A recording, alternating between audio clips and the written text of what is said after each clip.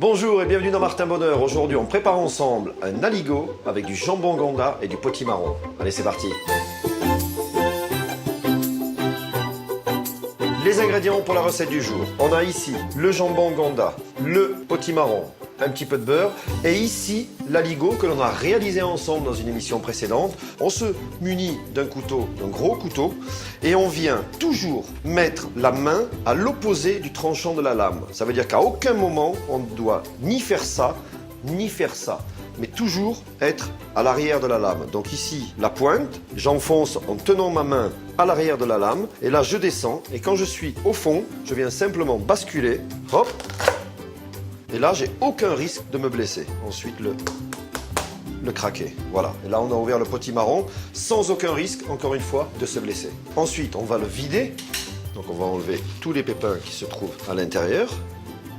On va maintenant l'éplucher. Alors pour l'éplucher, c'est pareil.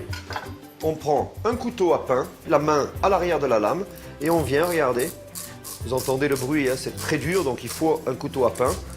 Et là on vient sans aucun risque se séparer de l'écorce parce que c'était vraiment une écorce. On va le couper simplement en quartier. On se munit de notre râpe à 6 faces et là on va râper donc assez grossièrement bien sûr notre potimarron. On va mettre à chauffer nos 50 g de beurre.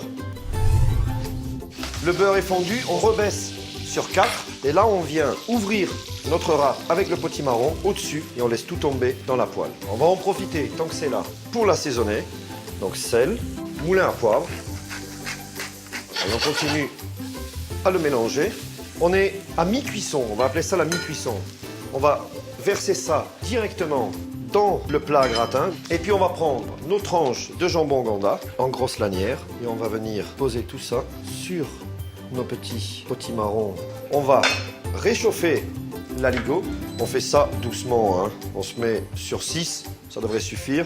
On attend que la température prenne et surtout on se munit d'une spatule souple pour bien racler le fond, sinon ça va accrocher, hein. Ça va faire du fromage brûlé, hein. Voilà, donc on a fait une belle remise en température de notre aligot. Voilà, on va se munir d'une louche maintenant et on va venir simplement napper. Dessus, on va forcément terminer avec un petit peu du fromage qui a servi à faire l'aligot. Vous le connaissez, c'est le Cantal jeune.